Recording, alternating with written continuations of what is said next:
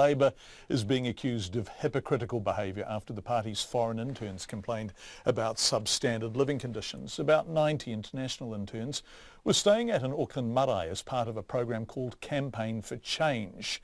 The program, described as non-partisan, was run by Labor's former Chief of Staff, Matt McCartin, with the approval of Labor's Auckland office. Here's our political reporter, May Heron. This is an unwelcome story for the Labour Party, especially given it comes as pressure is ramping up on National and its leader Bill English over the handling of the Todd Barclay controversy. Not only that, but Labour has been pushing for a crackdown on cheap foreign student labour. Its leader, Andrew Little, acknowledges it's embarrassing for the party. It looks to me like it's got wildly out of control. The people have now found they can't manage it. The party's headquarters has found out about it, and they've now stepped in to take control of it. The interns, who were mainly from the United States, were staying at Awataha Marae in Auckland.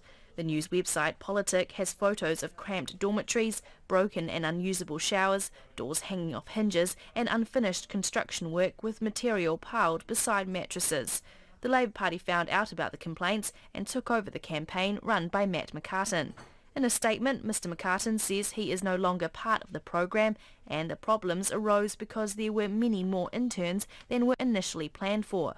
The interns were not paid, but were given free accommodation and expenses.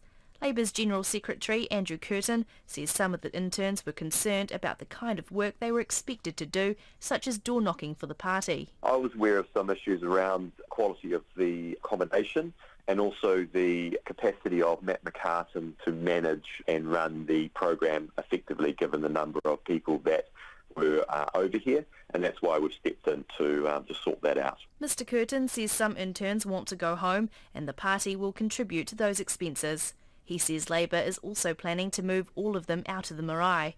Andrew Little wouldn't be drawn into who was to blame for the situation. There will have to be a review and go back and see how it got to this point, and then I think, to the extent we have to point fingers of blame, and who takes responsibility for what. RNZ tried to speak to some of the interns who were staying at Awataha Marae, but were told to leave the premises by a spokesman. He refused to give his name or tell us what his role was with the students. The Māori Party co-leader, Marama Fox, says Labour needs to be more transparent and let media see the conditions the interns were living in. I don't think it's appropriate. I think that they talked all yesterday about a cover-up. There is a stench in the air, and it's a stench of hypocrisy, and if they say one thing, then they should do it. I mean, what laws have been broken here? Immigration laws, employment laws? Lucky they're so close to the unions, because the unions have stood up today and said they'd help them out if they need it. The interns are here on working tourist visas.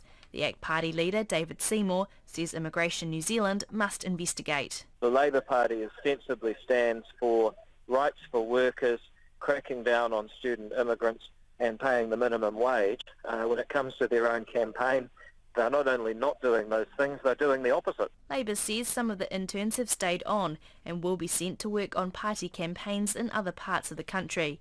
Labour and former union boss Andrew Little will be hoping they don't hit the headlines again. From Parliament for Checkpoint, May Heron.